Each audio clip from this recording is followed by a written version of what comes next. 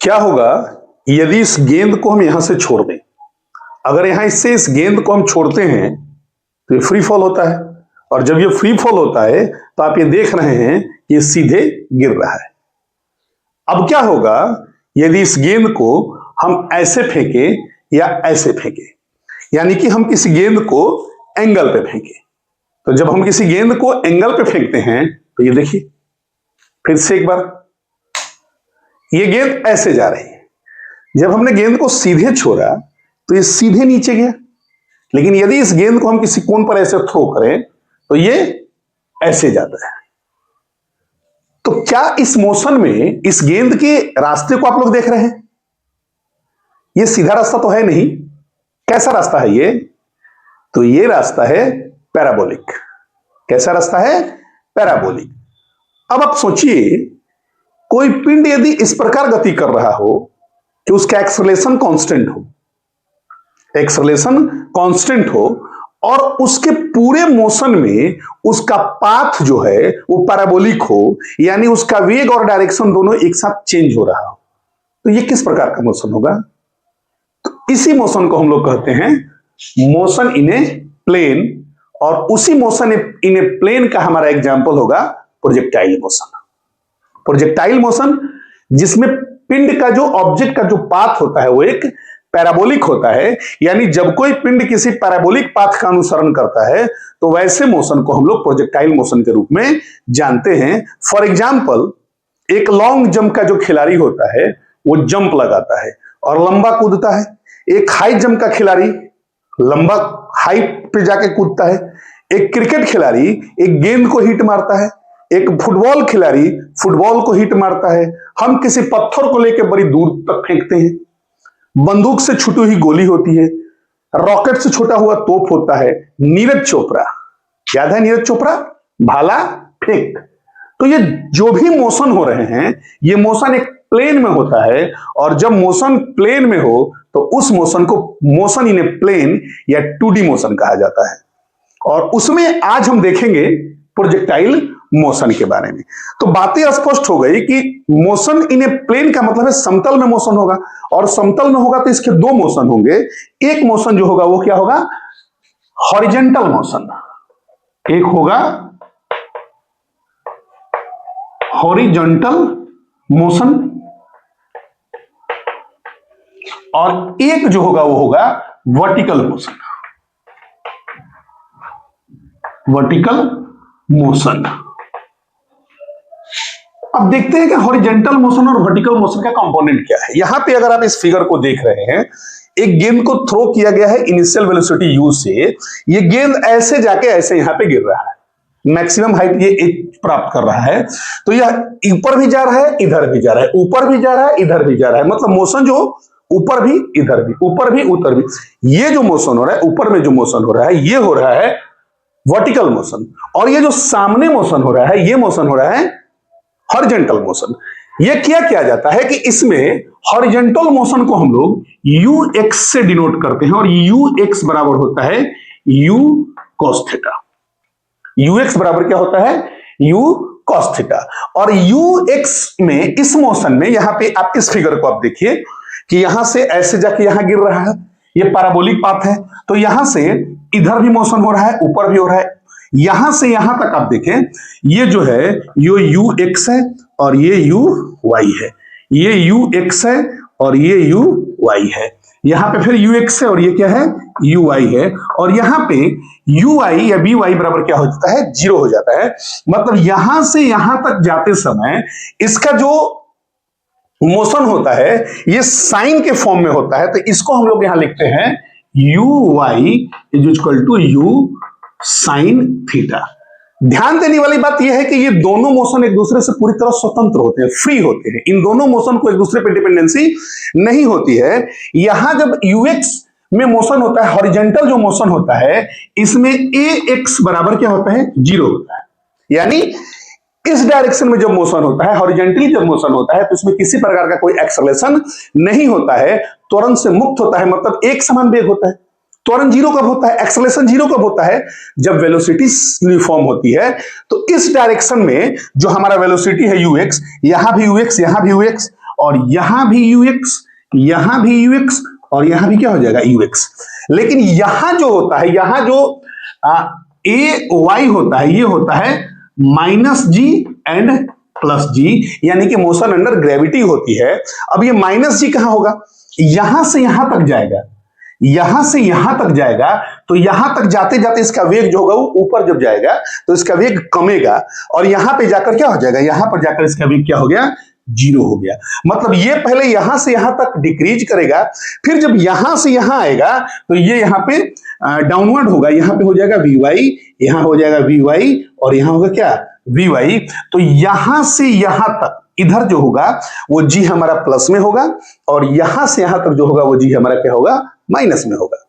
Clear बात है कि जितने टाइम में यह ऑब्जेक्ट यहां जाएगा, ओ से ए तक जाएगा, उतना ही टाइम में इसको पॉइंट अगर हम यहां बी दे दें तो उतना ही टाइम में कहां जाएगा, ए से बी तक जाएगा। और सबसे रोचक बात, जिस वेलोसिटी से आप यहां से इसको थ्रो करते हो, तो यहां जो इसकी इनिशियल वेलोसिटी होगी, यहां गिरते वक्त यहां फाइनल वेलोसिटी दोनों बराबर होगी।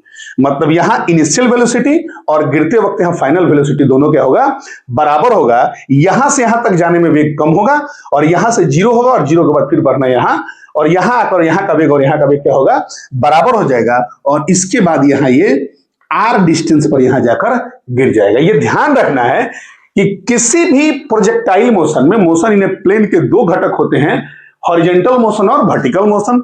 हॉरिजॉन्टल मोशन में ux बराबर होता है u cos थीटा और यहाँ ax बराबर होता है जीरो, यानी इस डायरेक्शन में, यहां जब होगा इस डायरेक्शन में जब मोशन होगा तो किसी प्रकार का कोई एक्सेलरेशन नहीं होता है। लेकिन जब वर्टिकल मोशन होता है तो ui बराबर u sin थीटा, और यहाँ a जो होता है वो मोशन अंडर ग्रेविटी होती है, और इसमें जब ऑब्जेक्ट ऊपर जाता है तो g का मान माइनस में, और जब ऑब्जेक्ट फाइनल अपने मैक्सिमम हाइट से नीचे आना शुरू करता है तो वहां जो g का मान होता है वो प्लस में होता है।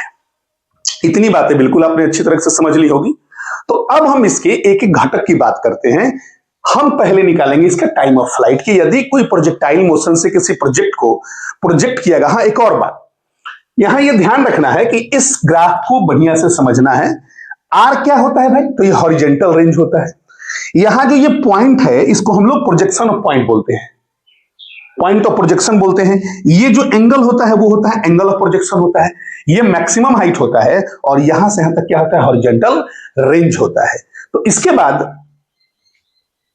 हम देखेंगे टाइम ऑफ फ्लाइट को। तो यही देखते हैं टाइम ऑफ फ्लाइट को।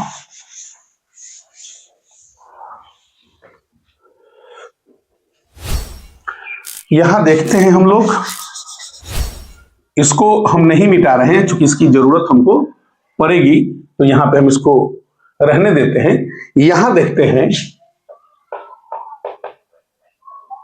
Time of flight. Time of flight जिसको हम लोग उड्डयन काल कहते हैं, और इसे कैपिटल टी से सूचित किया जाता है। पहले ये जानिए कि टाइम ऑफ फ्लाइट होता क्या है। तो कोई भी प्रोजेक्ट अपने पूरे मोशन में ओ से लेकर ए होते हुए बी तक जितने टाइम तक जाता है उसे हम लोग उसका टाइम ऑफ फ्लाइट के रूप में जानते हैं।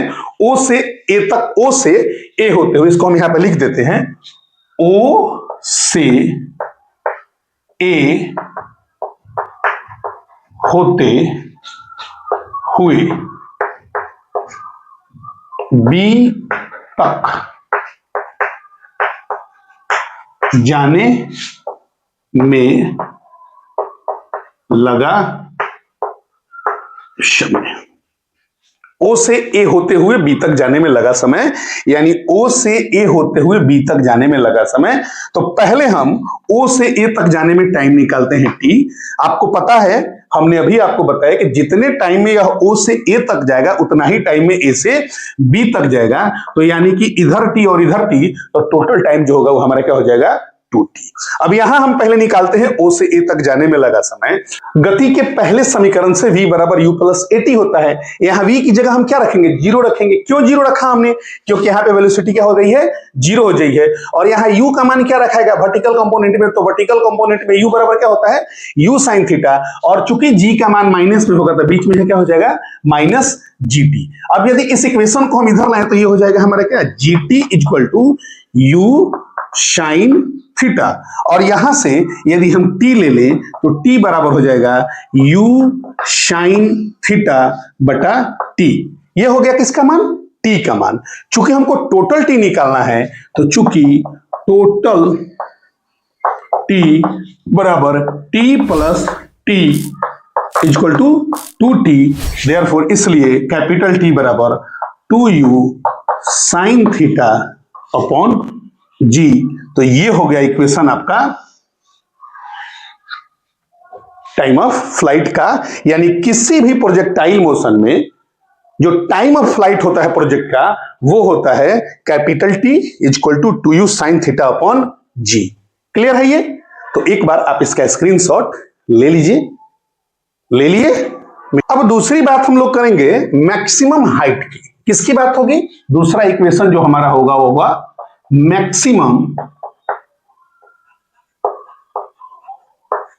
हाइट। मैक्सिमम हाइट अधिकतम ऊंचाई। तो मैक्सिमम हाइट को ज्ञात करने के लिए हम लोग इक्वेशन ऑफ मोशन के लास्ट वाले समीकरण यहां से देखेंगे, v स्क्वायर बराबर u स्क्वायर प्लस 2gh, है ना। फिर इसमें भी हम लोग वर्टिकल मोशन की बात करेंगे तो यहां पे v बराबर क्या हो जाएगा? 0 हो जाएगा। u बराबर हो जाएगा u साइन थीटा का होल स्क्वायर, और यहां हो जाएगा -2g इंटू h, या हम लिख सकते हैं कि 2g इंटू h बराबर u square sine square theta, या h बराबर u square sine square theta बटा 2g। ये जो इक्वेशन हुआ ये हो गया हमारा किसके लिए? मैक्सिमम हाइट के लिए। या इसको हम लोग ये भी लिख सकते हैं कि चूंकि u साइन थीटा बराबर ui है तो यहां पे हम ये भी लिख सकते हैं कि h बराबर uy का स्क्वायर बटा 2g। तो ये भी हमारा इक्वेशन हो जाएगा। हम देखेंगे इसका हॉरिजेंटल रेंज क्या होगा। हॉरिजेंटल रेंज क्या होता है कि जब हम किसी प्रोजेक्टाइल को थ्रो करते हैं या प्रोजेक्ट किया जाता है, प्रोजेक्शन किया जाता है, तो प्रोजेक्शन के बाद वो हॉरिजेंटली जितना दूरी तय करता है उस दूरी को हम लोग कहते हैं हॉरिजेंटल रेंज। हॉरिजेंटल रेंज क्या होता है कि जब हम किसी प्रोजेक्ट को यहां से प्रोजेक्ट फेंकेंगे या थ्रो करेंगे तो थ्रो करने के बाद ये ऐसे आकर यहां गिरेगा, तो यहां से यहां तक तय की गई दूरी है ओ से बी तक की तय की गई दूरी, इसको हम लोग ज्ञात करेंगे s बराबर ut plus half at square से। तो यहां s के बदले में हम लिख सकते हैं r, u के बदले में u cos थीटा, t के बदले में कैपिटल T प्लस हाफ, और यहां a जो है वो देखिए यहां पर ux में जब हम ये लेते हैं तो ये बराबर क्या होता है? 0 होता है, तो यहां हो जाएगा 0 t स्क्वायर। तो ये पूरा का पूरा कंपोनेंट हमारा 0 हो गया।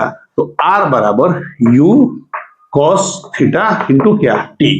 अब चूंकि t का मान हमको पहले से पता है तो t बराबर होता है, चूंकि आपको पता है कि चूंकि t बराबर 2u साइन थीटा बटा g होता है, तो इस मान को यदि हम यहां रखें तो हो जाएगा r बराबर u cos theta into sine theta बटा कितना? g। u में u से गुना होगा तो u square 2 sine theta into cos theta upon क्या? g। और चूंकि ये ध्यान रखना है कि चूंकि 2 sine theta into cos theta ये बराबर होता है साइन 2 थीटा। तो यहां से जब इसको हम लिखेंगे तो लिख सकते हैं कि r बराबर u स्क्वायर साइन 2 थीटा बटा कितना? g। तो ये आपका हो गया किसके लिए? r के लिए इक्वेशन। r के लिए इक्वेशन हो जाएगा, r के लिए इक्वेशन हो जाएगा r बराबर u स्क्वायर साइन 2 थीटा बटा g। और यहां से एक और कंपोनेंट आपका निकल के आता है कि यदि h मैक्सिमम की बात की जाए, r मैक्सिमम की बात कीजिए, r मैक्सिमम की बात कीजिए, तो r मैक्सिमम के लिए चूंकि बात साइन 2 थीटा की है तो साइन 2 थीटा में साइन का मान क्या होना चाहिए? मैक्सिमम 1 होता है, और 1 जो होता है वो 90 डिग्री के लिए होता है। तो r मैक्सिमम के लिए साइन 2 थीटा बराबर 1 होना चाहिए। 2 थीटा बराबर 90 डिग्री, तो थीटा बराबर कितना हो जाएगा? 45 डिग्री हो जाएगा। इस स्थिति में आर मैक्सिमम बराबर यू स्क्वायर बटा जी होता है। ये जो इक्वेशन है ये आर मैक्सिमम के लिए है, और इसीलिए क्रिकेट खिलाड़ी को, जैवलिन थ्रो को, या पुश गोला फेंकने वाले को, लॉन्ग जंप करने वालों को यह सलाह दिया जाता है कि वो क्षैतिज से किस डिग्री के कोण पे? 45 डिग्री के कोण पे अपना जंप लगाए या प्रोजेक्शन करे। उस स्थिति में जो रेंज होता है वो मैक्सिमम होता है। उम्मीद है यह वीडियो आपको अच्छा लगा होगा। यदि वीडियो अच्छा लगा है तो वीडियो को लाइक करें, शेयर करें